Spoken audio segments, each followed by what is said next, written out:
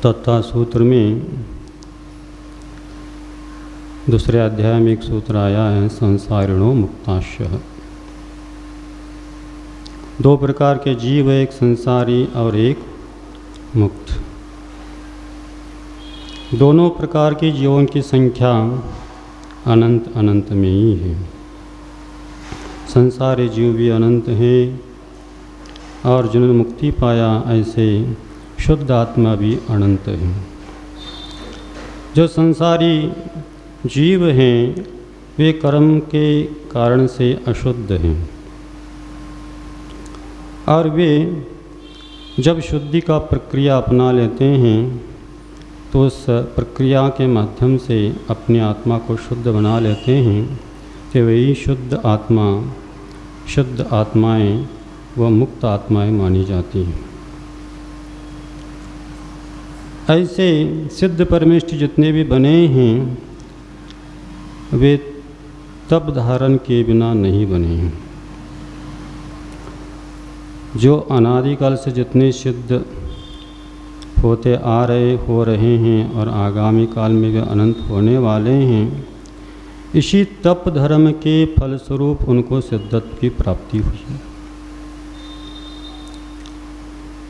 हम जो भी वस्तु शुद्ध वस्तु देख लेते हैं, जब अशुद्ध अवस्था में रहता कुछ प्रक्रिया कर लेते उसके माध्यम से ही शुद्ध होता है और उन सभी वस्तुओं को शुद्ध की अवस्था प्राप्त करने के लिए तप को अंगीकार करना ही पड़ता है।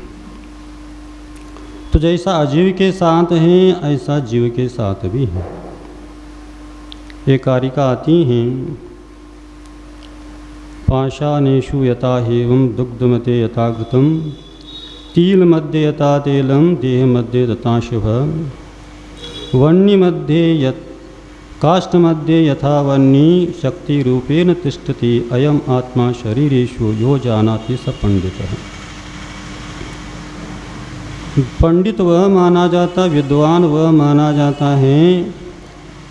उदाहरण के माध्यम से बताया है कि शक्ति रूप से जो काष्ठ है उसमें अग्नि रहती है, ऐसे ही ये आत्मा है, इसमें कुछ शक्तियाँ हैं। वह शक्ति के स्वरूप परमात्मा बनने की शक्ति इसमें विद्यमान है।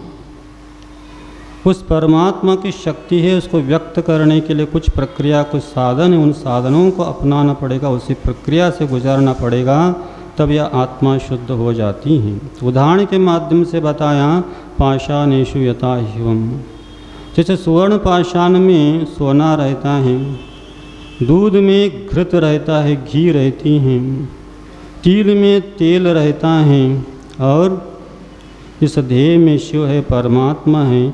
इस देह से पृथकभूत करना है। ये देह के साथ आत्मा जो संबंध को प्राप्त कर कुछ ही संश्लेष संबंध एक क्षेत्रागा हो चुकी हैं, उसकी अलग अलग करने का और मात्र आत्मा शुद्ध अवस्था में प्राप्त करने के लिए एकमात्र साधन है, वह धर्म है, 10 लक्षण धर्म है। उसमें मुख्य रूप से तप धर्म है। तो जैसा उदाहरण के माध्यम से समझे, हम घी में घी का उदाहरण ले लें, 2-3 उदाहरण उसमें से एक ही ले लेते हैं। जैसा घी में, जैसा दूध में घी है, ये पहले श्रद्धान करना होगा, ये जानना होगा। तो जब आप श्रद्धान कर लेते, जानने के बाद श्रद्धान कर लेते हैं, तो इतने मात्र श्रद्धान और ज्ञान से उसको पृथक किया नहीं जा सकता। उसके लिए कुछ पुरुषार्थ भी करना पड़ता, अलग अलग करने के लिए। तो जब तक ज्ञान नहीं होता, तब तक श्रद्धा नहीं होता, तब तक पुरुषार्थ भी नहीं हो सकता। क्योंकि जिसकी जानकारी नहीं दूध में घी है तो श्रद्धान की बात ही नहीं होती है। अब जब जानेगा, जानने के बाद भी उसको श्रद्धान करना होगा, श्रद्धान करेगा तभी पुरुषार्थ जगेगा, अन्यथा जग नहीं सकती है। इसलिए अपने अनादिकाल से हम अपनी परिणामों को देखते, भावों को देखते, या तो हमने इस आत्मा में शिव स्वरूप आत्मा, शुद्ध स्वरूप आत्मा, शुद्ध आत्मा विद्यमान है और उस देह से पृथक है, ये हमने जाना ही नहीं। यदि जाना भी है तो श्रद्धान नहीं किया, और श्रद्धान भी किया है तो कुछ समय के लिए श्रद्धान रहेगा, फिर बाद में श्रद्धान से डिग गए, पुनः वही स्थिति चक्कर संसार का चतुर्गति का भ्रमण प्रारंभ हो जाता है।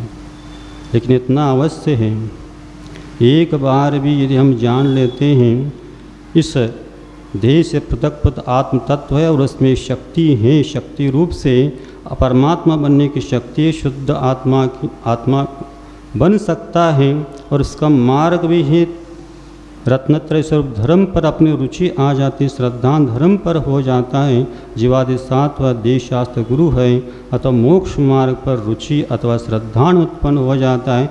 अंतर्मूर्त काल के लिए भी यदि हो जाता है, चार गतियों जो में सौदनी पंचेंद्रिय को ही हो सकता है, एक बार हो गया तो सिद्धत्व की प्राप्ति, शुद्ध आत्मा की प्राप्ति होना निश्चित हो जाता है, आरक्षित हो जाता है। हाँ, लेकिन वह लंबा चौड़ा काल है। कितना लंबा चौड़ा काल है?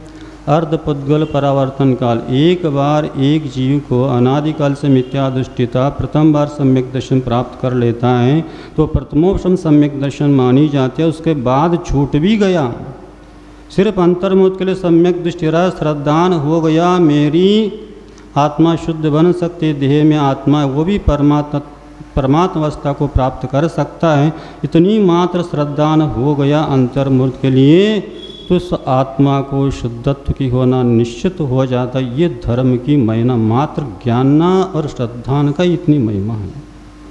लेकिन ये काल लंबा चौड़ा अर्धपुद्गल परावर्तन काल है। अर्धपुद्गल परावर्तन काल कितना माना जाता है? अपना अतीत संसार का यदि काल देख लेते तो कितने काल हमने बीते? अनंत अपने पंच परावर्तन, द्रव्य क्षेत्र काल भाव और भव पंच परावर्तन अनंतों बार बीत चुके हैं। एक अर्धपुद्गल परावर्तन काल भी जो होता है वह अनंत माना है, और मात्र तीर्थंकर केवली भगवान केवल ज्ञान ही जान सकते हैं उसका अंत कब आएगा। इसलिए न अवधि ज्ञान का विषय बनता है और न मतिश्रुत का ज्ञान बनता है, क्योंकि संख्यात असंख्यात का विषय बनाने वाले ज्ञान का विषय नहीं है, अनंत को विषय बनाने वाले ऐसे केवल ज्ञान का ही विषय है। इतना लंबा चौड़ा काल, असंख्यात उत्सर्पिणी अवसर्पिणी काल बराबर एक अर्धपुद्गल परावर्तन काल होता है। अर्धपुद्गल पुरानी आधा, एक पुद्गल परावर्तन, ऐसे कितने भी थे? अनंत पुद्गल परावर्तन, अनंत उससे अनंत गुनी काल को लिया वाला क्षेत्र, फिर उससे अनंत गुनी समय, उसका आगे के जो पंच परावर्तन माने उनका काल अनंत काल, अधिक काल, ऐसे अनंत काल सभी पंच परावर्तन पूर्ण कर चुके हैं। तो कितनी बार जन्म लिया, कितने बार मरण किया, फिर भी अपने को अभी भी श्रद्धा ज्ञान पक्की नहीं यदि है भी, आगे बढ़ने के लिए हिम्मत हम नहीं कर पा रहे। संसार के सभी संताप को, संसार के सभी ताप को सहन करने की तो भावना बन जाती है, लेकिन थोड़ा बहुत तप करके कुछ ही समय में, कुछ ही काल में, कुछ ही भव में, अनंत काल में कुछ अब ताप का बात ही नहीं है, ऐसी अवस्था प्राप्त करने के लिए भावना क्यों नहीं जगती? तो इसमें मुख्य कारण है मोह कर्म है। और जिनका मोह कर्म उपशमित हो गया, जिनका मोह क्षोभम को प्राप्त हो गया, सम्यक दर्शन की प्राप्त हो, मोह का अपहरण हो गया, तो वह सम्यक दर्शन होती एक ही मात्र लक्ष्य रहता है, मोक्ष पाने का एक ही मात्र उद्देश्य रहता, अन्य कुछ भी उद्देश्य उसका जीवन का नहीं रहता। क्योंकि सारभूत तत्व तो मात्र एक मोक्ष ही है, सारभूत तत्व मात्र एक आत्मा ही है। स्व आत्मा की उपलब्धि का नाम ही मोक्ष है, स्व आत्मा की उपलब्धि का नाम ही सिद्धि है। उसी सिद्धत्व को प्राप्त करने के लिए, सिद्धि का अवस्था को प्राप्त करने के लिए ये धर्म एक साधन है। और जिनको धर्म पर पक्का श्रद्धान हो गया, ज्ञान हो गया, तो उस जीव का एकमात्र लक्ष्य रहते अपनी आत्मा को हमें शुद्ध बनाना है, अपनी आत्मा को अनंत सुखी बनाना है, हमें दुख नहीं चाहिए। तो संसार में जितने जीव है कोई सर्वथा सुखी नहीं है। इसमें आकुल व्याकुल अनेक प्रकार की इच्छाएं आकांक्षाएं हैं, और इच्छा का नाम ही आकुलता। एक सुख की इच्छाएं और एक सुख की प्राप्ति के लिए कोई व्यवधान न आ जाए, ये भी एक इच्छा अपनी जीवन रक्षा के लिए ऐसे अनेक प्रकार के भय अपने साथ लेते। आहार, भय, मैथुन और परिग्रह 4 संज्ञाएँ मुख्य संसार के दुख के कारण हैं और इन्हीं 4 प्रकार की इच्छाएं हमें सता रही हैं। इन्हीं 4 प्रकार की इच्छाओं को हमें छोड़ दें, इनके क्रियाओं को हम सीमित कर लें तो अपना अवश्य कल्याण हो जाएगा।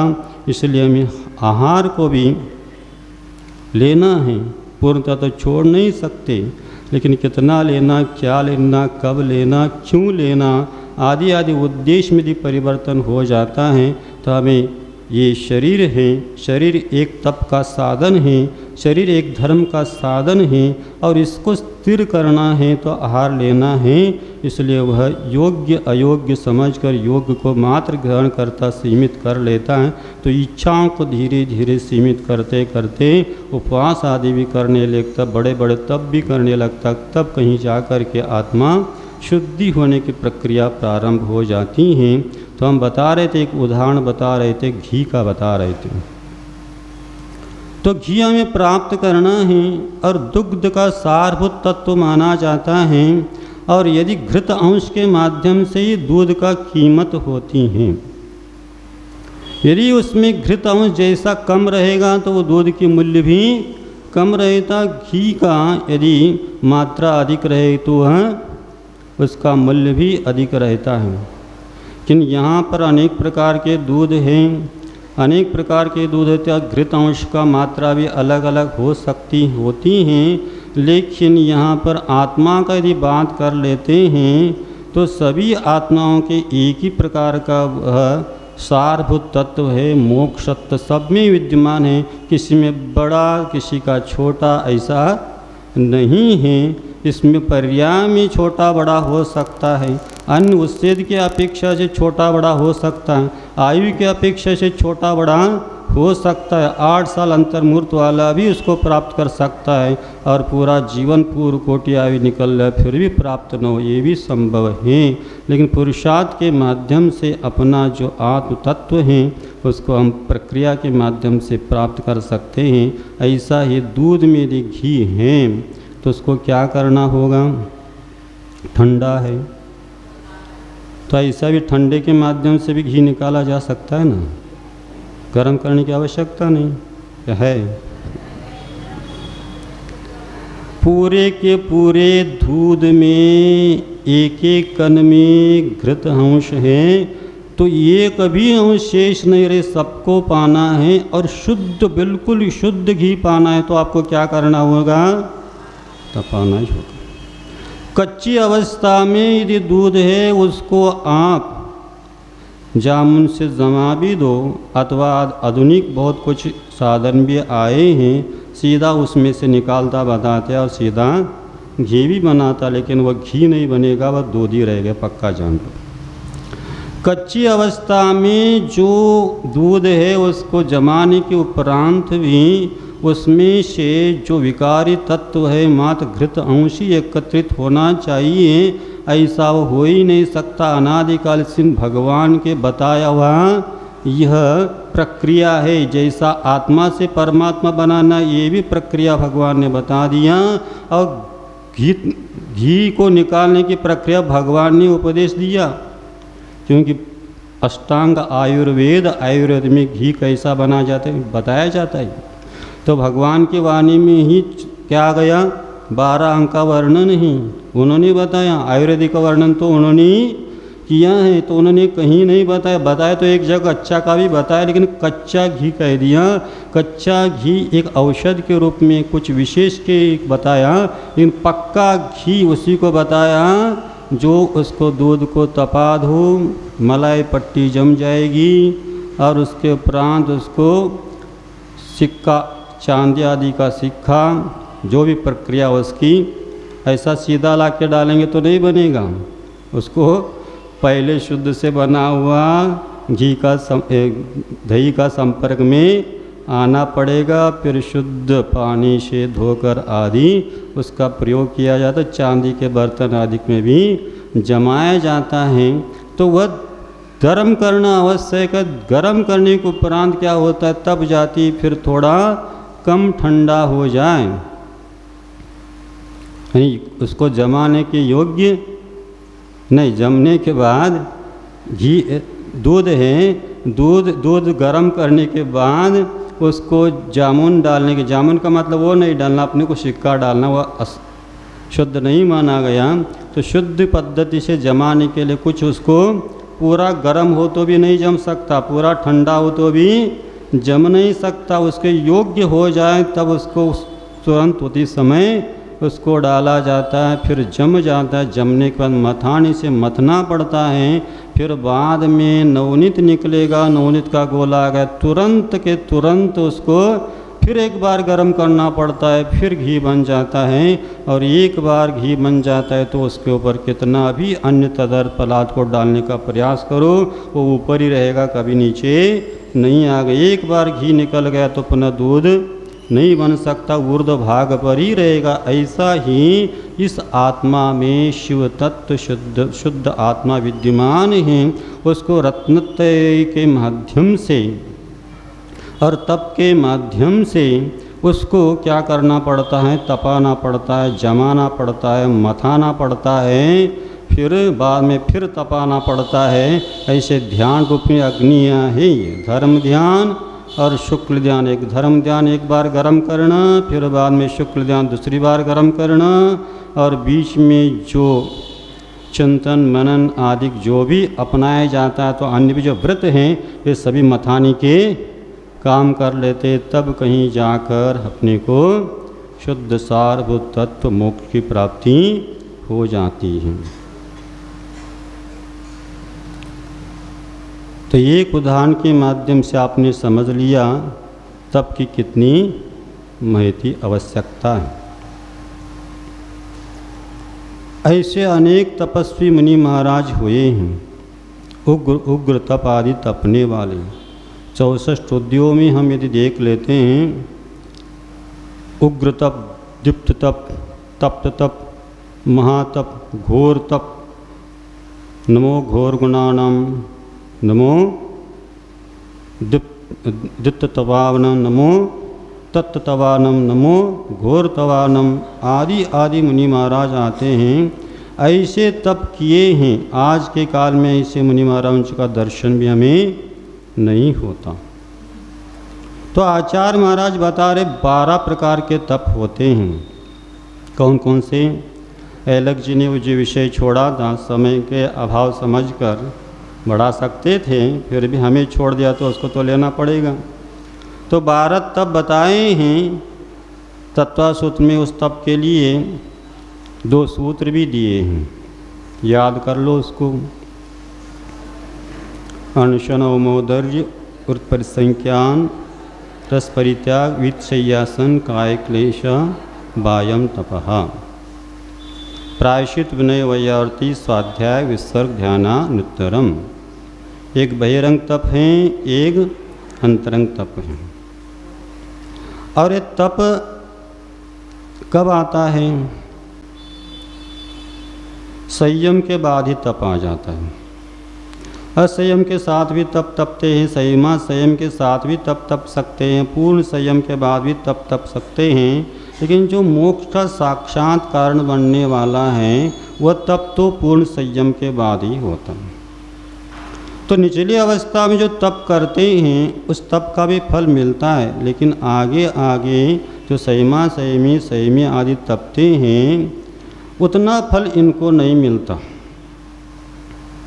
भले उनसे ज़्यादा तप कर ले फिर भी इतना फल नहीं मिलता। लेकिन आपको मुख्य क्या है, तात्कालिक फल मिले या न मिले, इसका अपने आगामी काल में जो मुख्य फल मिलने वाला है मोक्ष फल, उसका उद्देश्य करके अपने तपना और आत्मा पर संस्कार करना है। संयम का है और तप आदि का है, त्याग आदि का है। जितने भी 10 धर्म बताए हैं ये सभी के सभी अपने को संस्कार के मुख्य कार्य करते हैं। क्योंकि पहले हमने बताया था यदि सम्यक ज्ञान सम्यक दर्शन मात्र होता, अर्थ पुद्गल परावर्तन का मोक्ष होना निश्चित होता। लंबा चौड़ा काल है, उसमें भी मिथ्यात्व में आता है तो अनेकों बार नरक आदि गति में भ्रमण कर सकता है, सम्यक में छूट जाता है। इसलिए आपको यदि सम्यक दर्शन आपको सुरक्षित रखना है, साथ में लेकर सम्यक दर्शन के साथ जाना है और कम समय में मोक्ष जाना है, और जब तक मोक्ष नहीं होता तब अपनी दुर्गति नहीं हो जाए, अरे दुख का अनुभव नहीं करना पड़े और अच्छा स्थान मिले, धर्म का स्थान मिले, मोक्ष पाने के लिए आप योग्य सामग्री मिले, तो आपको संयम के अंगीकार बिना ये संभव नहीं है।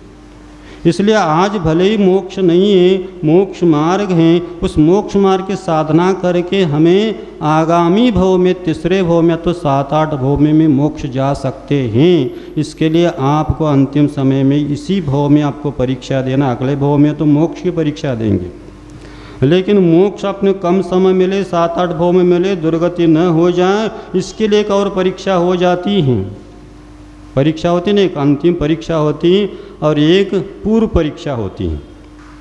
हाँ, पूर्व परीक्षा तैयारी अच्छी हुई कि नहीं ये देखना पड़ता है।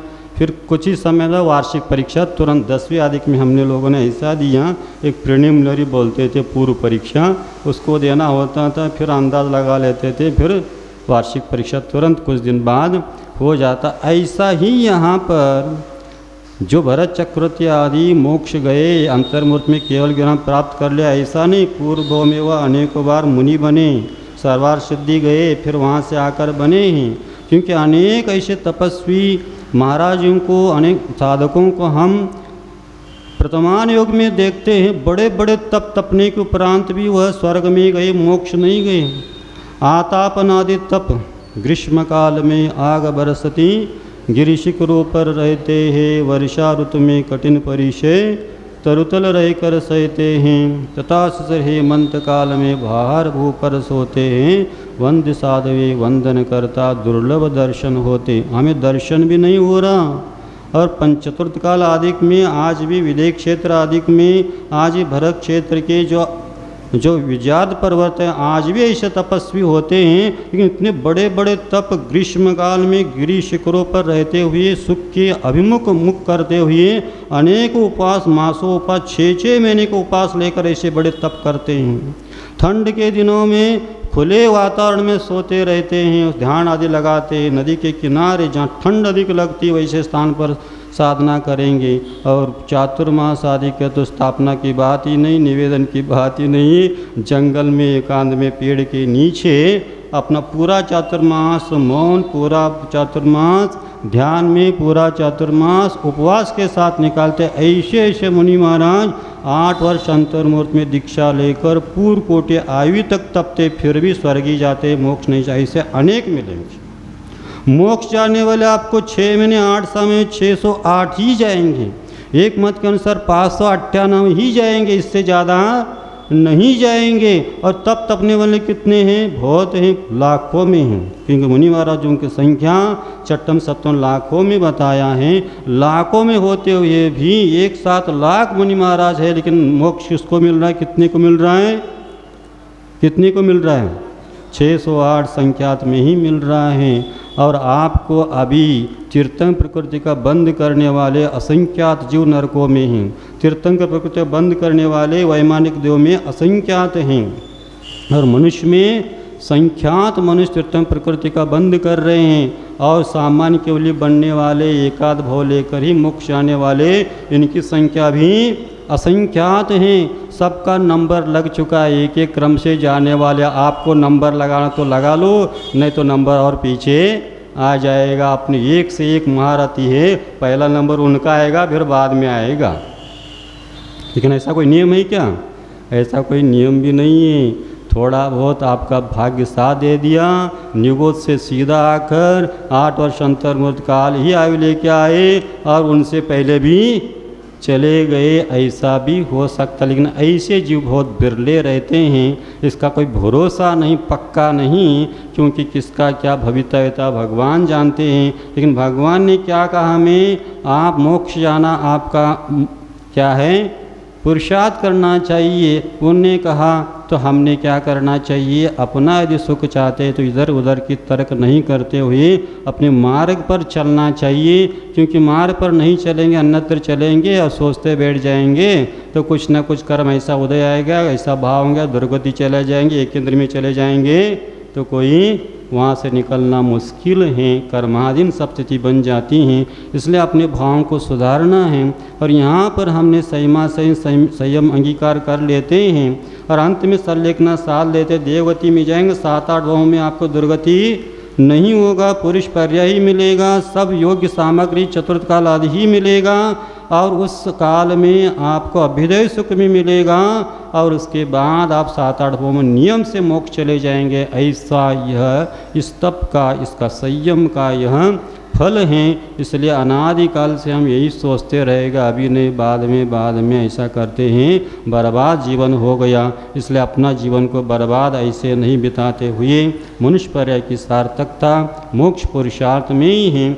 और क्या बता रहा था, 12 तप होते हैं। तो यहाँ पर क्रम भी देखो, पहला सम्यक दर्शन, ज्ञान, चारित्रण, मोक्ष में, इसमें तप नहीं का लेकिन चारित्र में तप गर्भित है।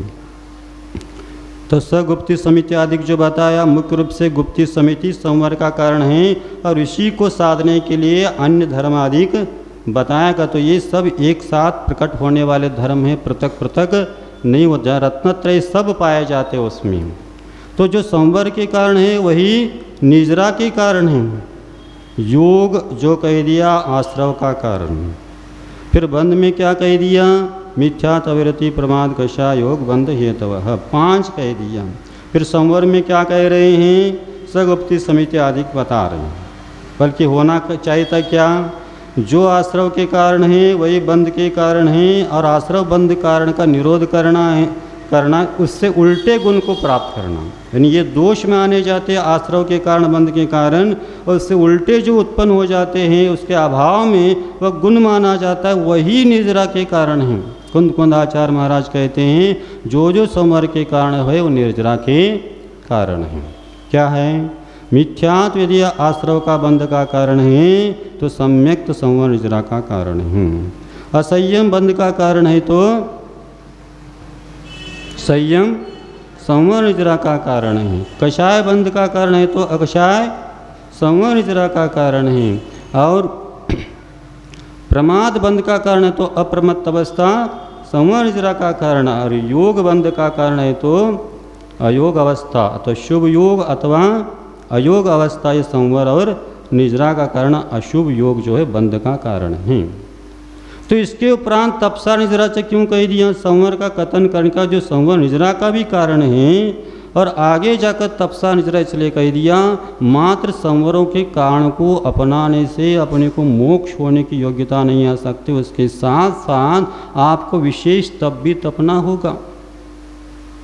क्योंकि यहाँ पर उत्तम क्षमादि 10 लक्षण धर्म में भी उत्तम तप धर्म रख दिया और आगे और बता रहे, उसी सूत्र के आगे क्या हो तपसा और क्या बता रहे, इस तप में तो गर्मित है ही ना, नहीं, ये तो सामान्य रूप से तप माना जाता है, चारित्र के साथ अनुषंगिक रूप से तप आ ही जाता है। क्योंकि एक बार भोजन करना आदि संयम का अपना लिया है तो आपके इसके साथ तप एक देश आ ही जाते हैं। लेकिन इतने मात्र से नहीं, मूल गुण के अंतर्गत आ गए, उत्तर गुण के रूप में विशेष और तप तपना होगा, तब कहीं जाकर आपको क्या होगा, अविपाक निजरा का स्थान बढ़ेगा, विशुद्ध स्थान बढ़ेगा, फिर आप ध्यान की सिद्धि होगा। ध्यान की सिद्धि के लिए विशेष तप तपना ही पड़ता है। उसके बाद ध्यान के माध्यम से ही हम श्रेणी आरोहण करते हैं और उसके माध्यम से केवल ज्ञान मोक्ष को प्राप्त कर लेते हैं। तो 12 प्रकार के तप है। अनशन तप, अनशन क्या कहलाता है, उपवास भी कहते हैं अनशन को, दूसरा नाम उपवास भी है। अण अशण, न अशण अनशन। अशन यानी भोजन, कितने प्रकार के हैं, 4 प्रकार के, स्वाद्य है, खाद्य है, लेह है, पेय है, अथवा अशन पान स्वाद्य और खाद्य, ऐसा 4 प्रकार का भी कथन आता है। तो स्वाद्य का स्वाद लेने की योग्य कौन कौन से, इलायची आदि मसाले वस्तु, बड़ी शोप आदि। स्वाद्य खाद्य, खाने के योग्य दाल रोटी आदि, पेय दूध पानी आदि जितने तरल पदार्थ हैं, ले चाटने के योग्य रबड़ी आदि अथवा चटनी आदि के माने जाते हैं। तो चारों प्रकार की आहार को नहीं करना ही का नाम अशन है, अनशन है। तो यहाँ पर लोग कहते हैं आज आपका क्या है, अनशन तो नहीं कर पाए लेकिन एकासन है। एकासन है का एकासन है, स और श में अंतर है। एकासन कहने से एक आसन, एक आसन पर बैठना एकासन माना जाता है।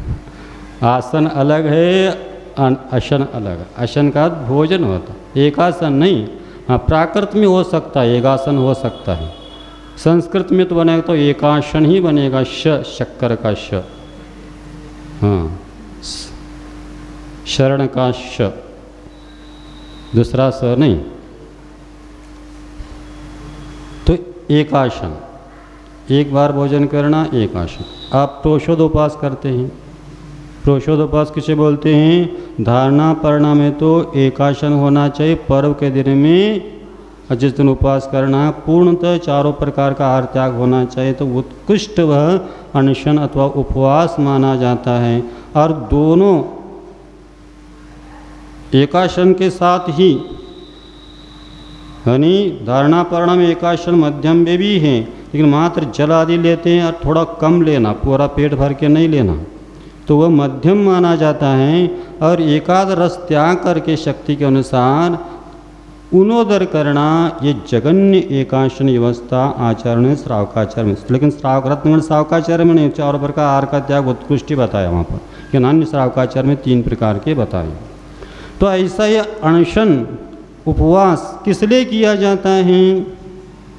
इसलिए किया जाता है अपने शरीर के प्रति ममत्व कम करने के लिए, अथवा क्षुधा तृषा आदि को सहन करना। इसके माध्यम से कर्म की निजरा हो जाती और ध्यान आदि की सिद्धि के लिए भी कारण बनती है। क्योंकि भोजन करेंगे प्रमाद बढ़ता है, भोजन करेंगे तो मन इधर उधर ज़्यादा चंचल रहता है, इधर उधर के विचार को। जैसा हाथी रहता, हाथी में वश करने के लिए क्या करना पड़ता, उसको उपवास करना पड़ता, तब अंकुश डाल सकते आप। तो मन को अंकुश डालने के लिए, ध्यान की सिद्धि के लिए, मन को एकाग्र करने के लिए और विषयों की ओर बढ़ने वाला अपना जो मन है, उस मन को काबू करने के लिए अपने को क्या करना पड़ता, उपवास के माध्यम से हम अपने इंद्रियों को, अपने मन को वश में कर लेते हैं। जो इंद्रिय मन पर वश कर लिया उसी का संयम उत्कृष्ट बन जाता है, उसी का ध्यान उत्कृष्ट बन जाता है। मुख्य अपना ध्यान है। तो उपवास करते समय ये भी कहा, एक लंघन होता है और एक उपवास होता है। विषय आचार्य कहते हैं कषाय विषय आहाराणाम त्यागो यत्र विधीयते स उपवास विज्ञ शेषा लंघनाकम युदु। विषय का त्याग होना चाहिए, कषाय का त्याग होना चाहिए, आहार का भी त्याग होना चाहिए। जहाँ पर हो जाते हैं वो उपवास माना जाता है और शेष लंघनक माना जाए। यानी मात्र शरीर शुद्धि का कारण तो बन जाता है, लेकिन आत्मा की शुद्धि के कारण वह नहीं बन सकता। इसलिए मुख्य रूप से अपने को आहार के साथ साथ विषय का भी त्याग होना चाहिए, आरंभ आदि का भी त्याग हो, जितना बन सके उसमें कम करने का प्रयास करना चाहिए, और कषाय आदि का भी त्याग होना चाहिए। तब उपवास माना जाए। उपवास इसी का नाम है आत्मा के निकट रह करके अपने इंद्रियों को आत्मा के निकट बिठाना।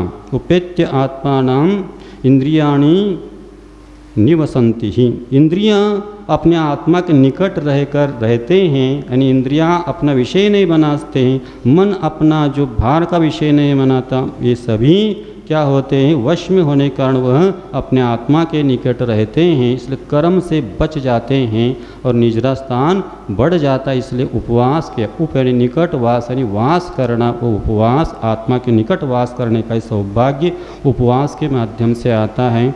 और जिनको उपवास करने की क्षमता नहीं है, जिनको उपवास करने में जो असमर्थ हैं और जिनको ज़्यादा आकुलता उपवास में होता है और जिनको ओमदर में इतना आकुलता नहीं होती हैं, तो सहजता से अपनी सभी आवश्यक क्रियाएं वो सावधानी के साथ अप्रमत्त होकर कर सकता, उत्साह के साथ कर सकता है। तो उसके लिए कह दिया आप औमोदर करो। उदर का अर्थ होता है पेट, और औमोदर का अर्थ होता है पेट भर के नहीं खाना, कुछ कम खाना, इसका नाम औमोदर है। तो पेट के 4 भाग कर लो, फाड़ना नहीं उसको मन में आपका जो जितना भोजन ले सकते, जो स्थान है भोजन भरने का, उसका 4 भाग करना। उसमें 2 भाग अन्न से भरना, 1 भाग पानी से भरना और 1 भाग खाली रखना। कभी कभी गर्मी के आदौन अन्न थोड़ा कम हो सकती है, पानी भी थोड़ा मात्रा बढ़ाया आवश्यकता अनुसार जा सकती हैं, लेकिन 4 भाग में से 2 भाग से ज़्यादा अन्न नहीं जाना चाहिए, और 1 भाग पानी। तो कितना लेना? आचार्य कहते हैं सर्व सामान्य रूप से भोजन की मात्रा 32 ग्रास है। 1000 चावल का 1 ग्रास माना जाता है, और एक हज़ार का 1 ग्रास, ऐसा 32,000 का चावल पका दो, जितना बन जाएगा ना वह सामान्य से पुरुष का आहार की मात्रा है, और महिलाओं के लिए 28 ग्रास हैं। ये भोजन की मात्रा सर्वसारा निकाल दिया। तो आप पानी पीना तो ऐसे ही अंजुली का 32 अंजुली पानी, 32 अंजुली दूध आदि जो भी है, 32 अंजुली पानी कम से कम पीना चाहिए, आचार्य महाराज भी कहते हैं। तो पानी की मात्रा जितना अच्छा रहेगा उतना अच्छा, भोजन की मात्रा जितना कम रहेगा उतना अच्छा। लेकिन एकदम कम भी करेंगे तो आपको 6 आदि बीमारी होगी, और ज़्यादा रहेंगे तो अपच आदि होगा, फिर अशुद्धि बढ़ेगी, वात पित्त आदि प्रकोपित हो सकते हैं, और आपको अनेक बीमारी भी घेर सकते। इसलिए आप हफ्ते में 1 दिन उपवास करो, और जिनको उपवास नहीं होता तो कम से कम औमदर तो कर ही लेना चाहिए एकासन सहित। तो उसको शरीर की भी चिकित्सा हो जाएगी, आत्मिक चिकित्सा भी हो जाएगी, शरीर की अशुद्धि भी निकल जाएगी, और अच्छी साथ आप सभी धर्म अर्थ का मोक्ष पुरुषार्थ आपके चारों पुरुषार्थ शुद्ध होंगे, और आपको सुख का कारण होगा। इसलिए ये आप सभी दृष्टि से ये लाभकारी, धार्मिक दृष्टि से भी, शारीरिक दृष्टि से भी, आर्थिक दृष्टि से भी, सभी दृष्टि से। क्योंकि बीमार पड़ेंगे तो पैसा खर्च होगा, बीमार होंगे तो इधर उधर के औषध खाएंगे, उसमें धर्म भी चला गया, पैसा भी चला गया, और शरीर भी। धर्म क्यों चला गया? अनेक प्रकार के अभक्ष औषधियाँ आ रही हैं, और डॉक्टर तो अभी डॉक्टर नहीं बचे, वैद्य अभी गुरु, अभी देवता स्थान नहीं बचे, वो तो इतनी निकृष्ट अवस्था को पहुंच रहे हैं लोभ के कारण से कि आपको कुछ भी सामान्य समस्या हो तो भी सीधा चेहरा फाड़ी तक ही चले जाते। इसलिए अपने इनसे बचना है, अपने को सुरक्षित रखना है, तो आप स्वयं अपना आहार को ही औषध बनाओ, नियम संयम रखो, तो आपको बीमारी आ ही नहीं सकती। और छोटे मोटे आते तो घरगुती उपचार किया जा सकता है, अथवा पूर्णायु। इसलिए आचार्य से विश्वसनीय अच्छे लोग सेवा भाव कर सके, और अच्छे विश्वसनीय यदि होंगे तो आपका रक्षा होगी। इसी उद्देश्य के ऐसे आयुर्वेदिक के जो अच्छे विश्वसनीय ऐसे वैद्यों को आधार से चिकित्सा की जा सकती। तो एक उपवास विष औमोदर, और जिनको कृमि आदि पेट की समस्या है वो भी उदर आदि करते तो कृमि भी समस्या दूर हो जाती। और आपको ध्यान है अध्ययन आदि निर्विघ्न संपन्न होते, उसमें प्रमाद आदि नहीं आता। पेट भर भोजन करेंगे तो प्रमाद ज़्यादा आता है, अल्प करेंगे तो आपको प्रमाद नहीं आएगा। इस कारण से कहते। फिर बाद में कृत परिसंख्यान, ये क्या होती? 5 प्रकार के उत्ति परिसंख्यान बताया। घर है, मोहल्ला है, भोजन है, पात्र है और दाता, इनका परिसंख्यान करना।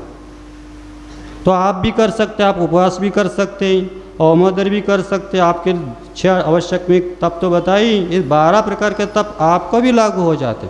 ऐसा नहीं तपस्वी मुनि महाराज ही करें, तो मात्र 10 लक्षण में नहीं करना, 10 लक्षण में तो करना ही है, ज़्यादा करते ही हैं। लेकिन आपके पास 10-10 उपवास करने की क्षमता है, तो हफ्ते में अष्टमी चतुर्दशी क्यों नहीं कर सकते?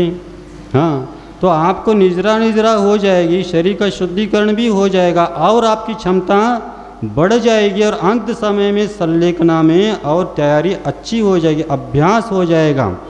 तो संलेखना अपनी मुख्य है, भेद विज्ञान की परीक्षा अपने को देना है, और ममत्व कषाय का भी और अपना काया को भी कृष्य करने का अभ्यास हम करते रहते तो अपने शरीर की क्षमता बढ़ती घटती नहीं है। तो बढ़ती जाती हैं और अंत समय में आपकी सरलेखना बहुत अच्छी हो सकती है। तो वृत्ति परिसंख्यान ये 5 प्रकार के बड़े बड़े तपस्वी वृत्ति परिसंख्यान इसलिए करते हैं राग द्वेष से बचने के लिए। राग द्वेष कैसा होता है? भोजन के प्रति भी राग हो सकता है और दाता आदि के प्रति भी राग हो सकता है। कैसा राग होता है? अन्यथा नहीं लेना, जो है आचार्य ने जो कहा वो बता रहे, सहजिक है, स्वाभाविक है। ये संसारी प्राणी मोही प्राणी माना जाता है। जहाँ अपने ज़्यादा परिचय है ना, वहाँ जाने के बाद स्वाभाविक होते परिचित नहीं है ना तो वो जाने के इतना नहीं होते।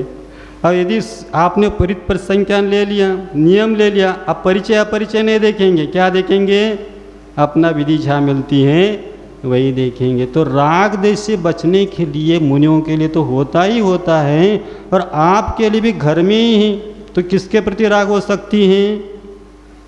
घर वालों की आपके प्रति राग हो सकती है, ज़बरदस्ती ज़्यादा खिलाने के प्रयास कर सकते हैं, और आपको वस्तु के प्रति राग हो सकती हैं। तो जिनके प्रति विशेष राग है उनका त्याग करना, परिमित बनाना, इससे आपके क्या हो जाएगा? उसके प्रति होने वाला जो जुह्वा के वश होते हैं वह सभी जगत के दास माने जाते हैं। इंद्रियों का दास, जगत का दास माना जाता है। जो जिह्वा इंद्रिय मुख्य है, इन जिह्वा इंद्रिय को जिन्होंने जीत लिया तो सभी इंद्रिय अपने आप काबू में आ जाते हैं, फिर मन भी काबू में आ जाता है। रस परित्याग भी इसलिए किया जाता है कि अपने को राग को कम करने के लिए भोग पदार्थ से उसका नियम बना, रसरी आदि बना देते हैं। तो ये वृत्ति परिसंख्यान, फिर बाद में रस परित्याग। रस परित्याग में 6 प्रकार के होते हैं। षट पकवान भी माने जाते हैं, 5 पकवान भी माने, 6 रस भी माने जाते हैं। तो इसमें खट्टा, मीठा, कड़वा, कषायला, चरपर रस की अपेक्षा सलिया, गुड़ हैं, तेल हैं, घी हैं और मीठे हैं, गुड़ आदि। फिर बाद में नमक हैं और दही है। ये 6 रस वस्तु की अपेक्षा, लेकिन वस्तु तो रस की अपेक्षा देखा जाए तो खट्टा मीठा आदि इसमें सभी प्रकार के उस रसदार आते हैं। तो रस परित्याग। फिर बाद में वीक्षासन। वीक्षासन इसलिए एकांत स्थान में आसन आदि लगाना, ध्यान आदि करना। अध्ययन इसलिए करते हैं ताकि अपने ध्यान आदि में विघ्न न आ जाए। आज तक ऐसे कोई मुनि महाराज नहीं हो जिनका मोक्ष किसी मंदिर में हुआ हो, किसी धर्मशाला में हुआ हो, किसी नगर से मोक्ष का ऐसा कभी हुआ ही नहीं और आगे भी नहीं होने वाला। क्यों नहीं होने वाला? प्रशमाय वर्णांतम आश्रिता। अपने प्रशम भाव के लिए, राग द्वेष आदि न हो, वीतराग अवस्था के लिए और निश्चिंतता के साथ यदि ध्यान करना चाहे तो एकांत स्थान में ही आपका ध्यान लग सकता है। क्योंकि द्रव्य क्षेत्र काल और पर प्रभाव भावों पर पड़ता है और इनके निमित्त से कर्म का उदय भी आता रहता है। तो 9 कर्म से बचेंगे तो कर्म उदय में नहीं आएगा, तो कर्म में उदय में नहीं आएगा तो आपको ध्यान आदि में विशेष बाधा नहीं आ सकती। इसलिए पशुओं के बीच में रहकर, पेड़ पौधों के बीच में रहकर, शुद्ध हवा आदि जा रहता है, ऐसे एकांत निर्जन स्थान में रहकर आपके ध्यान की सिद्धि हो सकती है। क्योंकि असंयमियों के बीच में रहकर वहाँ का वातावरण भी ऐसा बना रहता है, आपको शुद्ध मिलना कठिन है। इसलिए बड़े बड़े साधक तीर्थंकर आदि भी पदो मोक्षगामी हैं, लेकिन उनको भी मोक्ष किसी मंदिर में या धर्मशाला में नहीं हुआ, श्रावकों के बीच में नहीं। भोजन के लिए इतना आएंगे, नगर में भोजन करेंगे, भवन में आएंगे, फिर बाद में वन के ही आश्रय लेना पड़ेगा। तो वीक्षासन करने से अपने शरीर के प्रति जो ममत्व है, भय लगता है। भय लगता है क्यों? कुछ कोई आ न जाए, कोई पशु खा न जाए। तो निर्भय हुए बिना निश्चंक नहीं हो सकते। निर्भय निश्चंक हुए बिना आप ध्यान सिद्धि नहीं हो सकती हैं। इसलिए आपने ममत्व शरीर के प्रति त्याग करने का निर्भय सप्त भय उपमुख का कहा है। उसके बिना निश्चय सम्यक दर्शन के नहीं, निश्चय ध्यान नहीं हो सकता। इसलिए भय से मुक्त होने के लिए एकांत स्थान में वो करते हैं। क्योंकि साधक बताया इष्टोपदेश आदि पढ़ लो, इच्छन्ते एकांत निर्जनम जनिताधर निज कारवशात किंचित उक्ता स्मृति ध्वम। जो साधक आध्यात्मिक रहता है अथवा विशेष जो साधना बढ़ाता है तो निर्जन स्थान को आदर करता है, और जो कुछ बोलना भी पड़ता है तो जितना आवश्यक है उतना बोलता है, फिर वह क्या कर लेता है, ताकि बोलते हैं तो क्या होता है, एकांत में रहेंगे तो कोई आएगा नहीं तो बोलने का प्रश्न नहीं है। व्यक्ति को देख भी लिया तो अपना मन में विचार आने लग जाता है, वही विचार घूमने लगते हैं। इसलिए परिचय होने से क्या होता है, चित्त में विभ्रम होता है, मन में भ्रांति उत्पन्न हो जाती हैं। इसलिए आचार्य ने कहा है साधकों को विशेष करके क्या करना चाहिए, निर्जन एकांत स्थान और जन संपर्क में जितने दूर रहेंगे उतना ही आपके ध्यान आदि की अच्छी निर्विघ्न संपन्न हो सकता है। तो ये बताया कि इसके लिए विक्त चयासन, फिर काय क्लेश उपवास आदि करना, शीत आदि बाधा को सहन करना, ताकि ध्यान की सिद्धि अंत समय में असात आदि का उदय के कारण से खेद खिन्न उत्पन्न हो सकता है संलेखना आदि में। इसलिए संलेखना साधना चाहते हैं और दुख के साथ यदि साधना कर लेते हैं तो आपको क्या होगा, ये सभी बाधा नहीं होगी। तो धर्म ध्यान की सिद्धि के लिए, ध्यान की सिद्धि के लिए भाई तब बताया, फिर प्रायश्चित है, विनय है, वैयावर्त है, स्वाध्याय है, विसर्ग है और ध्यान है। ये 6 और अंतरंग तप बताया। अंतरंग तप की वृद्धि के लिए भाई तब बताया, और इसके माध्यम से अपने को क्या होता है, पूर्णतः कर्म की निजरा होकर मोक्ष की प्राप्ति हो जाती है। तो एक द्रव्य मोक्ष होता है, भाव मोक्ष होता है। द्रव्य मोक्ष आज तो नहीं है, यानी पूर्णतम शरीर से मुक्त, कर्मों से मुक्त नहीं हो सकते, लेकिन कर्म निजरा करना ही भाव मोक्ष माना। तो आज मोक्ष नहीं, लेकिन मोक्ष की ओर गमन अपना हो रहा है। जैसा उदाहरण के लिए मान लो 100 किलोमीटर चलना है, तो आप एक एक कदम उठाते हैं, तब जाकर कुछ समय के बाद पहुंच जाते हैं। एक साथ तो चला नहीं जा सकता। ऐसा निजरा हो रहा, इसका मतलब हम कहाँ जा रहे हैं, मोक्ष की ओर जा रहे। कोई पूछा आप कहाँ से आए हैं, कहाँ जा रहे हैं, कहाँ रहते हैं, तो क्या बताना। यदि सच्चा मुमुक्षु है, मोक्ष का मतलब मुक्त होने की इच्छा रखता है, छोड़ने की इच्छा रखता है, संसार से छूटने की इच्छा रखता है मुमुक्षु, भुभुक्षु नहीं। एक भुभुक्षु होता भोग करने की इच्छा रखता है, भोग न छूटे और मोक्ष मिले, वो भुभुक्षु, मुमुक्षु नहीं। मुमुक्षु जो है भुभुक्षु नहीं हो सकता, और भुभुक्षु जो है वो मुमुक्षु नहीं हो सकता। तो मुमुक्षु सम्यक दर्शन की प्राप्ति के बाद ही आती हैं। तो वह कहता है मैं निगोद से आया हूँ और मुझे क्या जाना है, मोक्ष जाना है। कहाँ रहते हो, अपने आत्मनिलय में रहता हूँ, क्योंकि शाश्वत कोई अपना स्थान है ही नहीं। कितना भी आप बसा दो, परिवार बसा दो, घर बसा दो, एक दिन तो छोड़ के जाना ही पड़ेगा। जहाँ अपना शरीर ही अपना नहीं है, जिस शरीर में अपने आत्मा रहते तो अन्य वस्तु अपना आलय कैसा हो सकते हैं। इसलिए कुंद आचार्य महाराज कहते हैं, ये आत्मन क्या तेरा कोई निज सुंदर स्वच्छ शाश्वत घर नहीं है, तुम क्यों इस दुर्गंध शरीर में वास कर रहा है। एक प्रकार के ये शौच कूप है, कह दो भी तो कोई बाधा, क्योंकि हमेशा इसमें मलमूत्र अधिक विष्टा अधिक भरा हुआ है शरीर है। तो शरीर में आत्मा वास कर रही है, तो उस आत्मा को इस दुर्गंधित शरीर से निकलना है और शाश्वत जो अपना निवास स्थान है, मोक्ष स्थान, उसको पाने के लिए इन 12 प्रकार के तप को तपना होगा, उत्तम समाज धर्म को अपनाना होगा।